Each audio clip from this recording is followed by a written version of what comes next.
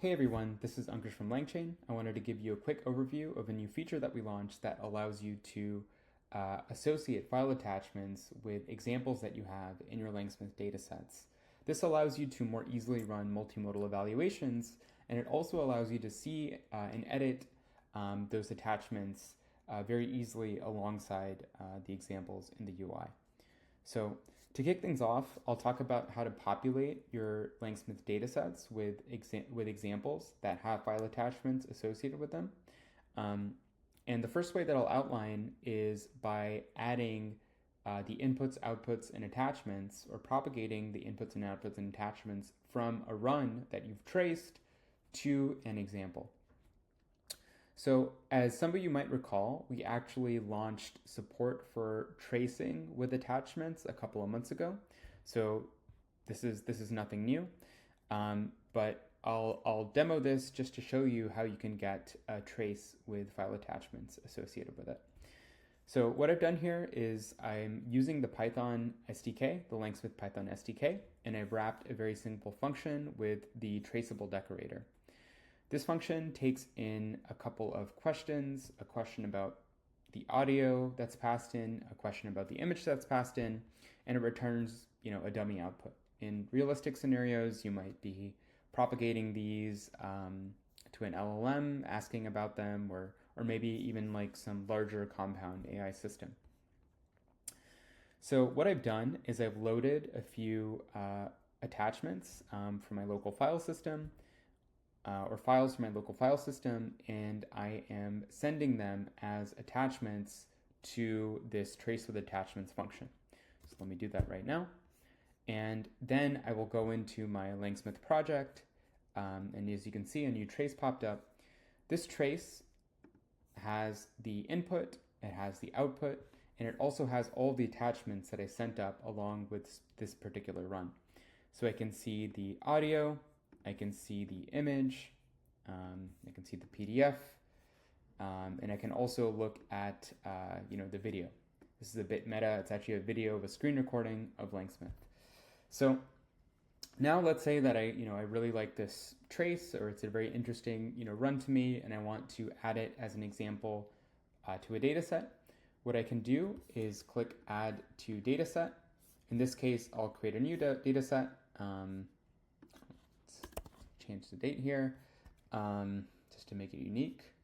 I will click Create, and then one thing that I can do here is I can choose which attachments to propagate over to the example.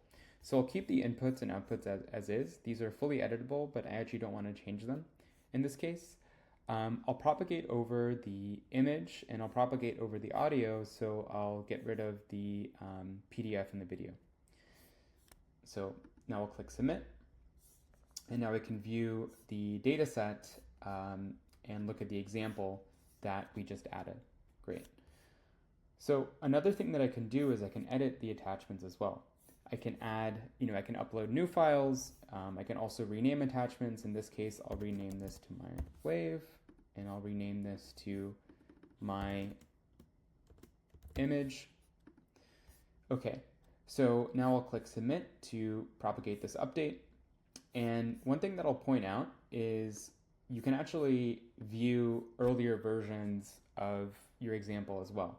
So we have dataset versioning, and this versioning also works with file attachments.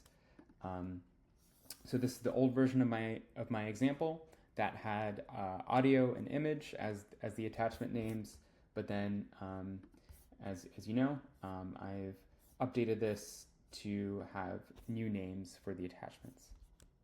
Okay, great. So in addition to adding examples to a data set from runs, you can also upload a new example and upload files in this pane that opens up. You can also use the SDK, and you can also consume these attachments when you run evals. This is what I'll demo next. So what I'll do is I'll copy this dataset ID because I'm going to use it in the second portion of my notebook. I'm going to get rid of this dataset ID and use this one.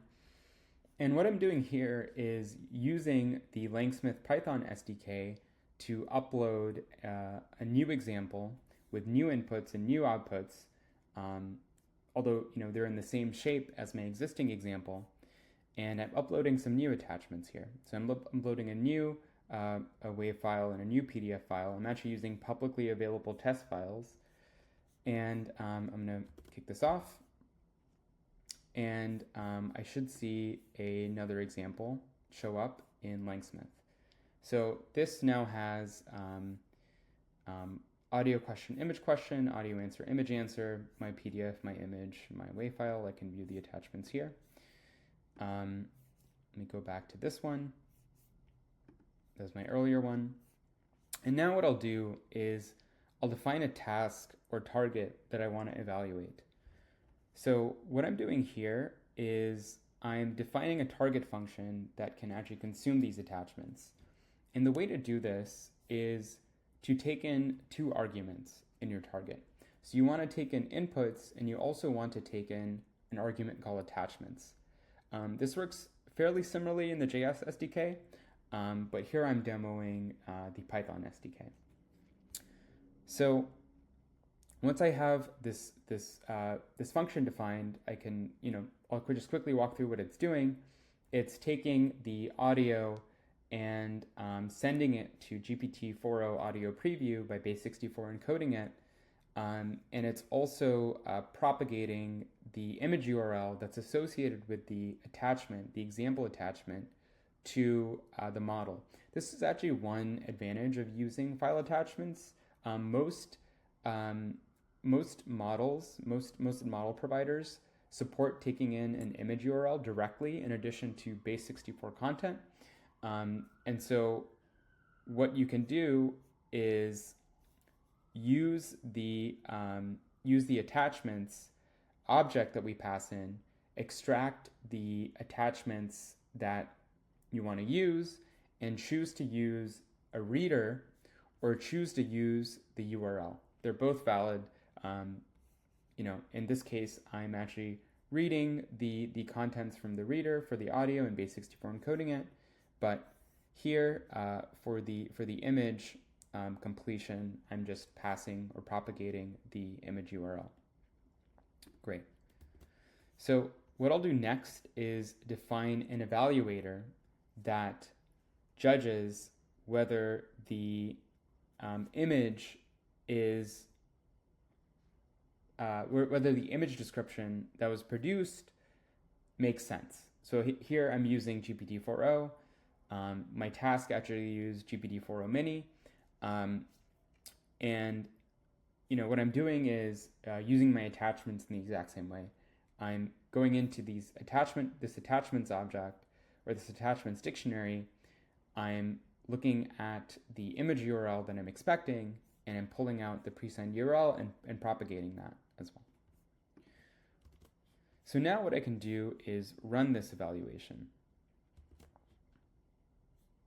And so this actually might take a little bit of time because it is running a lot of model I/O. Okay, so it looks like everything completed. So now I can go back to my data set. I can look at the experiment that I just kicked off. And for each row, I can look at the inputs and outputs. I can also look at the attachments associated with them. And I can also expand this and show you the audio question, the image question, the reference output, which was the audio answer, image answer, and the actual output that was produced by my pipeline. Okay. Anyways, I hope that this was helpful. And one thing I'll mention is you can also see the score that's associated with the output of the experiment. This comes from the evaluator that I ran that also used the attachment. So anyways, I hope this was helpful. I'm really excited to see how people use our expanding support for files and multimodal content. We think that the AI space is expanding in use cases for multimodal content. So please try it out and let us know if you have any feedback or comments. Thank you so much.